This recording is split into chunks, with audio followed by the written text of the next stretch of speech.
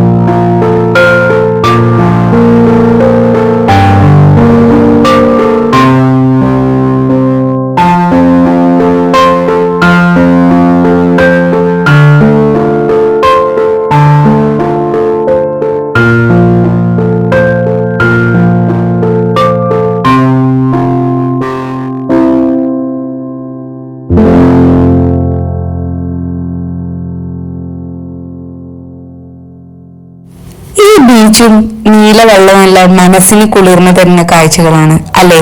എനിക്കും എന്റെ ഹസ്ബൻഡിനും ഇത് ഭയങ്കര പ്രിയപ്പെട്ട കാഴ്ചകൾ തന്നെയായിരുന്നു. അടുത്തതായിട്ട് ഞങ്ങൾ പോയത് ഒരു നൈറ്റ് സ്ട്രീറ്റിലോട്ടായിരുന്നു. ഫുഡും പാർട്ടീസും ഡ്രിങ്ക്സും എല്ലാം ഉള്ള ഭയങ്കര ബ്യൂട്ടിഫുൾ ആയിട്ടുള്ള ഒരു സ്ട്രീറ്റ് ആയിരുന്നു ഈ സ്ട്രീറ്റ്. ഫുഡിന്റെ കാര്യത്തിൽ പിന്നെ പറയേണ്ടതില്ലല്ലോ. ഞാനാണെങ്കിലും ഹസ്ബൻഡ് ആണെങ്കിലും അത്യാവശ്യം എല്ലാ വെറൈറ്റി ഫുഡുകളും ടേസ്റ്റ് ചെയ്യാൻ താല്പര്യമുള്ള കൂട്ടത്തിലാണ്. ഞങ്ങൾ മെയിൻ ആയിട്ട് ടേസ്റ്റ് ചെയ്ത് നോക്കിയത് പോർക്ക് ഐറ്റംസ് ആയിരുന്നു. പോർക്കിന്റെ റിബ് അതുപോലത്തുള്ള ഐറ്റംസ് ഭയങ്കര ടേസ്റ്റി ആയിരുന്നു. ഇതെല്ലാം ഓരോ സ്ഥലത്ത് ചെന്ന് അവിടുത്തെ ഫുഡ് ടേസ്റ്റ് ചെയ്യുന്നത് ഒരു ഇൻട്രസ്റ്റിംഗ് ആയിട്ടുള്ള കാര്യമാണ്.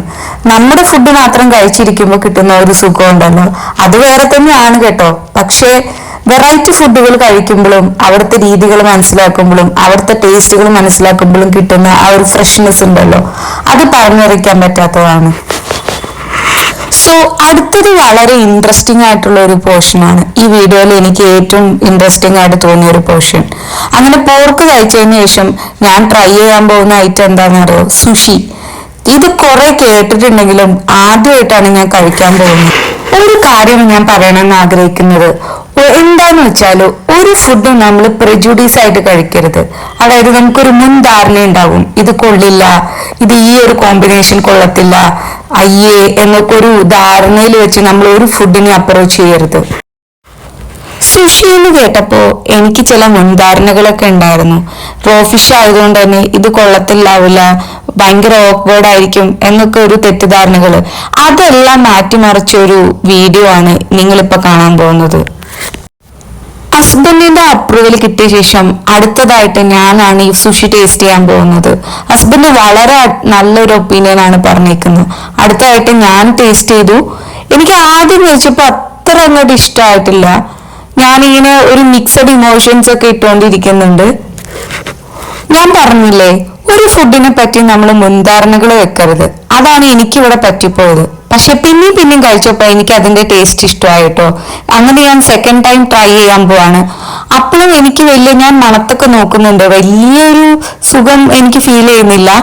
പക്ഷേ ഞാൻ ടേസ്റ്റ് ചെയ്യുന്നുണ്ട്, പിന്നെ ഞാൻ അത് റിപ്പീറ്റ് ചെയ്യുന്നുണ്ട്. അത് ഞാൻ എന്നെ ഭയങ്കരമായിട്ട് അപ്രീഷിയേറ്റ് ചെയ്യുന്ന ഒരു കാര്യമാണ്. അങ്ങനെ ഞാൻ കഴിച്ചു കഴിഞ്ഞപ്പോ അടുത്തതായിട്ട് ഹസ്ബൻഡാണ് കഴിക്കാൻ പോകുന്നത്.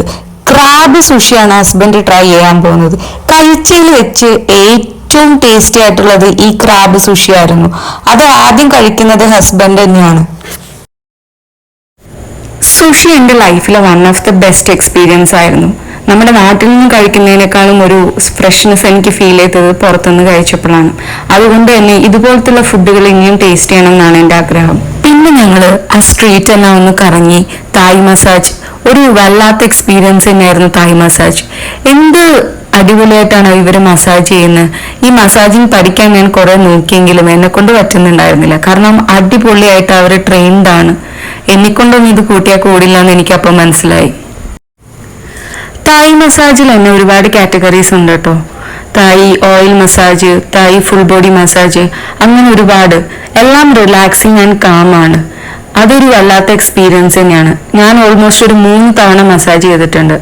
ഓരോ തവണ മസാജ് ചെയ്യുമ്പോഴും നമ്മൾ കാം ആൻഡ് കമ്പോസ്ഡ് ആയിട്ട് മാറിക്കൊണ്ടിരിക്കും. നമുക്കൊരു പീസ്ഫുൾ ആയിട്ടുള്ള ഉറക്കം കിട്ടും, മൈൻഡ് ഒന്ന് റിഫ്രഷ് ആകും. അതൊരു വല്ലാത്ത എക്സ്പീരിയൻസ് തന്നെയാണ്. ഈ സ്ട്രീറ്റിലൂടെ ഇങ്ങനെ നടക്കാൻ വല്ലാത്ത രസമാണ്. നൈറ്റ് പാർട്ടീസും വൈബും എല്ലാം അടിച്ച് അടിപൊളിയായിട്ട് നല്ലൊരു ബ്യൂട്ടിഫുൾ നൈറ്റ് ആയിരുന്നു ഈ ഒരു നൈറ്റ്. മാത്രമല്ല അവിടെ കുറെ സ്റ്റേജ് പ്രോഗ്രാംസും ഉണ്ടായിരുന്നു. അവരുടേതായ തരത്തിലുള്ള ഡാൻസുകളും പാട്ടുകളും എല്ലാം. ഫുഡ് എക്സ്പ്ലോർ ചെയ്യുക, ഷോപ്പ് ചെയ്യുക, മസാജ് ചെയ്യുക, ഇതൊക്കെയായിരുന്നു ഞങ്ങളുടെ മെയിൻ കായിക വിനോദം. അതുകൊണ്ട് തന്നെ ഞങ്ങളത് വല്ലാതെ എൻജോയ് ചെയ്തു. ഇവിടുത്തെ നൈറ്റ് ലൈഫ് അടിപൊളിയാണ്. അത് ഇവർക്കൊരു വരുമാന മാർഗം കൂടിയാണെന്നാണ് എനിക്ക് മനസ്സിലാക്കാൻ പറ്റിയേക്കുന്നത്. പലതരത്തിലുള്ള ഷോപ്പുകൾ, കച്ചവടങ്ങൾ, മസാജുകൾ, ഫുഡ് ഐറ്റംസ് എല്ലാം ഇവിടെ ഉണ്ട്. അത് ഇവരുടെ മെയിൻ വരുമാന മാർഗമാണ്. ഇനി നമുക്കൊരു ഗുസ്തി കണ്ടാലോ? ഇവരുടേതായിട്ടുള്ള തനതായിട്ടുള്ള ഒരു കായിക വിനോദമാണ് ഇപ്പൊ നമ്മൾ കണ്ടുകൊണ്ടിരിക്കുന്ന ഈ കുസ്തി. ഇതിനെപ്പറ്റി ആധികാരികമായിട്ട് പറയാൻ ഞാൻ ആരുമല്ല, എങ്കിലും കണ്ടിരിക്കാൻ നല്ല രസമുള്ള ഒരു കാഴ്ച തന്നെ. അങ്ങനെ കുറെ നേരം ഗുസ്തിയൊക്കെ കണ്ട് ഞങ്ങൾ അവിടെ അടിച്ചു പൊളിച്ച് കുറെ നേരം റിലാക്സ് ചെയ്തു വരുന്നു. ഇനി നമുക്ക് കുറച്ച് ഗുസ്തിയുടെ പോർഷൻസ് കണ്ടു നോക്കാം.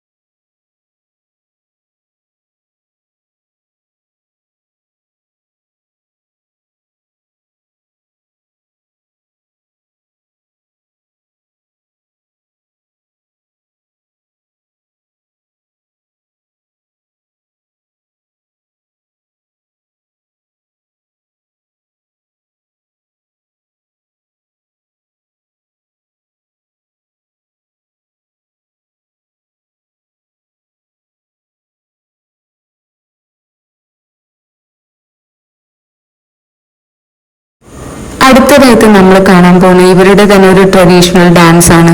ഇതിനെപ്പറ്റി പറഞ്ഞു തരാൻ എനിക്കൊട്ടും അറിയില്ല കേട്ടോ. പക്ഷെ കണ്ടിരിക്കാൻ ഇതും അടിപൊളിയായിരുന്നു. എന്തോ നമ്മുടെ നാട്ടിലെ ഭരതനാട്യം, മോഹിനിയാട്ടം, കുച്ചിപ്പുടിയൊക്കെ പോലത്തെ ഒരു ഐറ്റാണെന്ന് തോന്നുന്നു. അതോ ഇനി ട്രഡീഷണൽ നാടോടി നൃത്തമാണോ എന്ന് എനിക്ക് അറിഞ്ഞൂടാ. പക്ഷെ എന്തായാലും ഈ കയ്യിൽ റിങ്ങൊക്കെ വെച്ചിട്ടുള്ള ഈ ഒരു സംഭവം നല്ല അടിപൊളിയായിട്ടുണ്ടായിരുന്നു. അങ്ങനെ കുറച്ചു നേരം ഞങ്ങൾ ഈ ഡാൻസ് എല്ലാം കണ്ടിരുന്ന് പിന്നെ കുറച്ച് സോങ്സും എല്ലാം കേട്ടിരുന്ന് അങ്ങനെ ആ വൈബ്